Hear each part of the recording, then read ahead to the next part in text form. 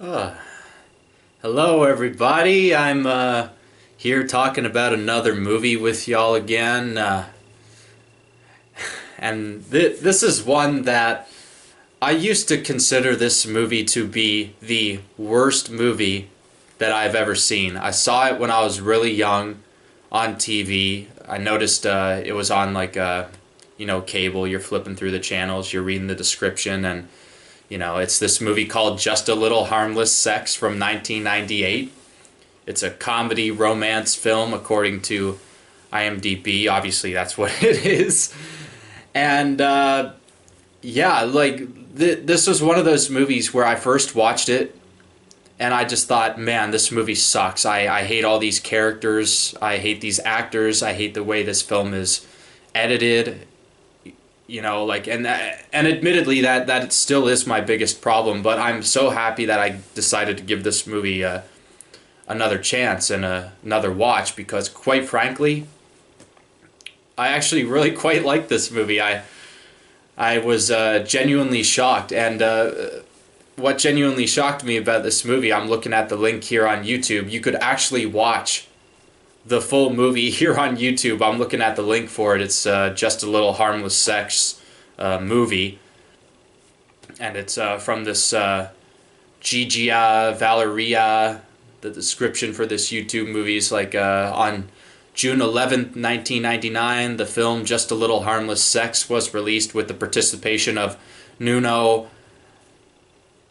Betancourt, who played Vincent, or Vince, as the pizza delivery guy. And so yeah, this movie was a surprise to me watching it again. I think I watched it about maybe a month ago, so I'm going off of what I remember from seeing it a month ago. I was gonna put it on. I did this top 10 list a while ago of movies that I felt are underrated by both critics and audiences. You can go check that movie out. It's got movies listed on there like Harsh Times and whatnot. Movies that I genuinely love, that I feel got sort of a lot of negative press or whatnot. And this is quite honestly one of those movies that doesn't get enough love. I remember, pardon what made me want to, cat's coming in hot here. Are you going to say hi to the camera, Audrey? No? Well, fine, I'll force you to say hi. Get over here, you beautiful cat. Say hi to Audrey, everybody.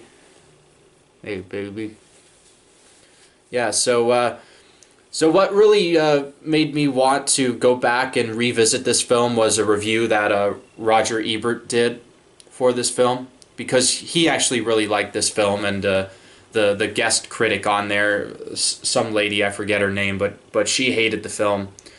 And that was the state of mind I was in upon seeing this review from Roger Ebert. I'm like, really, man? You like this movie? I absolutely hate this movie. I thought it was one of the worst movies, if not the worst movie I ever saw. Rewatching it again, really impressed with it. Complete turnaround for me. I really like this cast. Directed by Rick Rosenthal. I don't know if I've seen movies of his before, but let's check it out on IMDb. On IMDb, this has abysmal scores, but it's just got 682 votes with a 4.8 out of 10. That is pretty damn abysmal.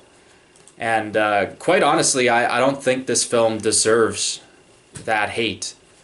So this Rick Rosenthal directed Bad Boys, the 1983 version with, I think, Sean Penn's in that one. Yeah, he directed Halloween 2, and yeah, I'm not familiar with most of his filmography here, but Halloween 2 is a pretty okay movie, and I forget if I've seen Bad Boys with Sean Penn or not. But I reckon that's a pretty good movie, and that's the first movie that pops up here that he's most known for. I reckon he's more popular, more known for his TV output. He's been nominated for 2 Primetime Emmys. And so really I can't praise this movie enough. I was genuinely surprised in watching it again how how refreshing it is compared to most modern comedies that handle the subject of sexuality or what have you. The way these characters interact, you know, it's in sets of three. You got the three lead male characters. One of them's played by, I think his name is Jonathan Silverman. Yeah, Jonathan Silverman plays Danny. Robert Mulhouse plays Alan. I guess he's sort of the main character in this. And I forget who the other guy is. I think the other guy's Brent, played by William Ragsdale. And the three women here are Allison Eastwood plays Laura, so Clint Eastwood's daughter is the lead in this, along with Jonathan Silverman. I think they're like the top billed on the poster or what have you. And I was really happy with this film watching it again. Just, you know, it still has problems in my opinion, but what makes this film work, in my opinion, is the dialogue. It's a very dialogue heavy movie. These characters are surprisingly likable. Well, not surprisingly. I mean, they're likable because you can relate to them in certain ways. You know, like the movie sort of starts off with this guy picking up this lady of the night, unbeknownst to him, you know, and he's driving her home. She's sitting in the passenger seat, and like it ends up obviously that she's a lady of the night. He gets busted by the cops. She's giving him a blowjob at the start of the movie. He gets busted for that. He's engaged to the Allison Eastwood character. And she obviously finds out about his arrest and, you know, what the hell he was arrested for. And obviously that causes a rift in their relationship. So the whole movie's about this guy, you know, coming to terms with the fact that he fucked up. And he's trying to win the love of his fiancée back.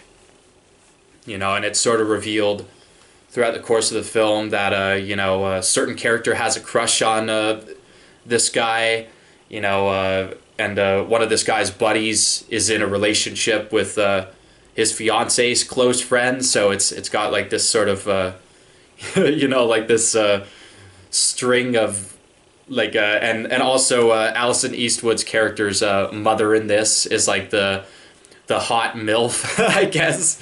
So it's sort of like American Pie in that, like both of the guy friend characters, like Jonathan Silverman and the other fella, they're they're attracted to this mother-in-law character, and there's just a lot of really fun dialogue in this, in my opinion. A lot of really fun character interactions, and that's what this movie hinges on. If you walk into this film and you immediately don't like these characters, I'd say maybe just give up on it, because quite frankly I can totally see why some people would hate this film, though I can also see why a guy like Roger Ebert really liked this film, and his review of it really turned me around and made me decide to give it another chance. And again, I'm happy I did. I think this is a very underrated comedy. It's comfortable in its shoes. It's comfortable with talking about these subjects that a lot of mainstream comedies sort of find taboo. And it's just very natural. I feel like these actors, they have such great chemistry. Both sets of these characters that you follow, you know, the males and the females, they're, you know, the dialogue and the interactions, they're so effective, and the way they talk about sex and you know, people hitting on them at the bar and what have you, it's surprisingly refreshing, you know. And I don't recall a lot of movies having the comfort to talk about the topic of sex in this open of a way. Even a movie like this very much reminds me, and I think the reason why I wanted to watch it as a kid was because I was fresh off of seeing the movie The 40-Year-Old Virgin with Steve Carell, and in some ways this movie really reminds me of 40-Year-Old Virgin, in that, you know, that movie hinges a lot on the, you know, the bromance side of things. Like, these guys are trying to get Steve Carell's character laid basically throughout the whole course of the movie. But, you know, where that film sort of falters is, you know, it doesn't have focus on the female side of things. You know, like it takes a while at least to see the female perspective. Like we get introduced to the Catherine Keener character about halfway through the movie, and finally once you start to get to know her, it's like, okay, it's nice that we finally got a female character that doesn't just feel like she's in here for comedic purposes, like sort of I forget that actress's name, but she's the coach or whatever on Glee. I never watched that show. I never cared to, because I thought it was crap. And yeah, I like sad story with one of the cast members though, and involved in that show getting lost at sea. That's a real, it's a real shame what's happening to her. I forget her name, but I'm seeing the news articles everywhere, and thankfully her daughter's okay. But it's just a shame that that she's stuck out there. I just hope they find her body and you know, at least give her a proper burial. So rest in peace to her, if she is in fact dead. You know, like there's a slight chance that hopefully she's alive. Obviously, I do hope so, but you know, the odds are very slim when you're lost at sea like that. There's like a WWE wrestler that happened to recently, and yeah, God rest his soul too. But yeah, back to Just a Little Harmless Sex. This movie, I feel like I'm going around in circles with this, and yeah, I don't know what else I can say, guys. You know, genuinely, I was very impressed with this film, very happy with it. I'd highly recommend it to you, and yeah, just give it a shot. It's got likable cast. I mean, Jonathan Silverman alone, you know, he's one of the two leads in Weekend at Bernie's. He's sort of like the straight man to Andrew McCarthy. Andrew McCarthy, I think, is the other guy's name in that Weekend at Bernie's movie. I like Weekend at Bernie's a lot, actually. I think that's kind of an underrated movie, too. But that movie sort of has a cult following, whereas this, I feel like there's there's like no cult following. And if there is, it's like very slim, surface level people like me that know about it. Also, what I was pleasantly surprised about when watching this, because I don't think I watched the show much at that time, but it's got my boy Michael Ontkeen in it, and this is the actor that I'm most familiar with because he's in one of my favorite shows of all time, Twin Peaks. He plays darn, what's his name on Twin Peaks? But that's probably his most famous role. Well, on IMDb here it says Slapshot is his most popular, but I'd argue that that's totally false. His most popular role is probably Twin Peaks as Sheriff Harry S. Truman. He's terrific in the show. If they ever do make a season 4 of Twin Peaks, I'd love it if he came out of retirement, returned for that. And yeah, he sort of plays this yoga instructor in the movie that's trying to get with the Alison Eastwood character, and she's engaged, and you know, like it leads to this sort of like love triangle thing, and yeah, what happens with that ends up being pretty funny too. It leads to some funny scenarios, but it also leads to some surprisingly dramatic stuff too. Like this film has some weight to it. A lot of that hinges on these actors and their performances here. I think they're all great in these roles. There's this cook character that I really liked.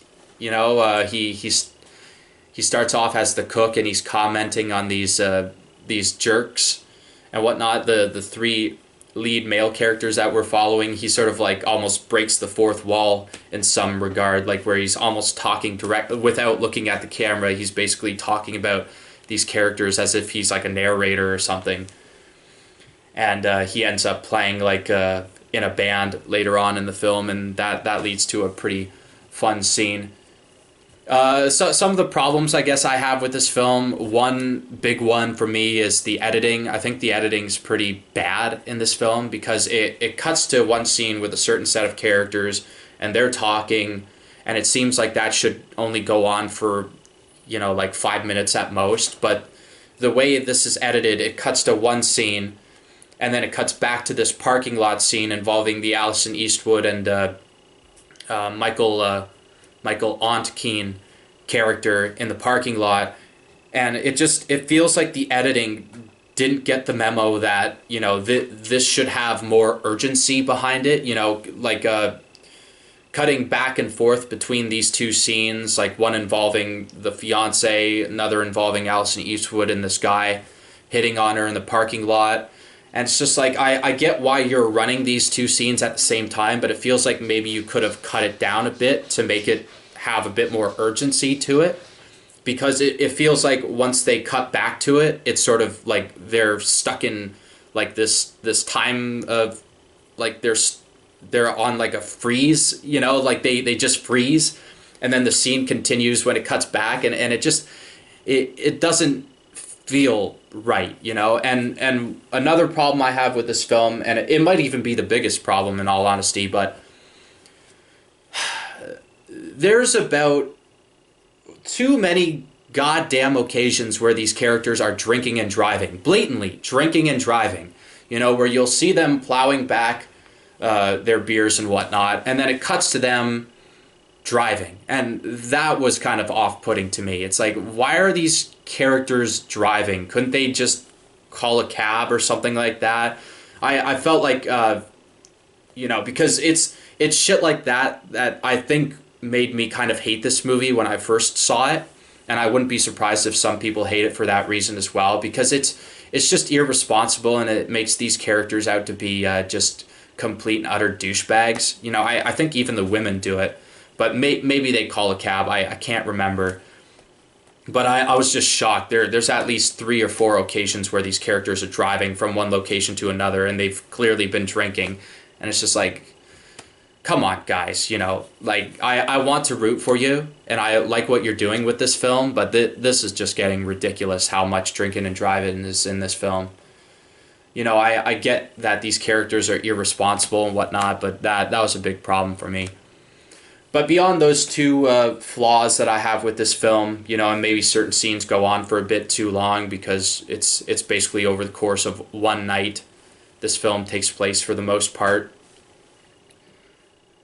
But other than those complaints I have with this film, and they are major complaints. If I was to rate this film, I think I'd give it somewhere between I'd probably give it a solid 7 out of 10. This nowhere is this near a perfect movie in my opinion, but I think it's a comedy that's worth seeing with some good characters and some great actors in it as well. Very underrated actors in my opinion. And yeah, before I go repeating myself over and over again, that's it, you guys. Thanks for watching. I'll see you on the next one. Take care, everybody.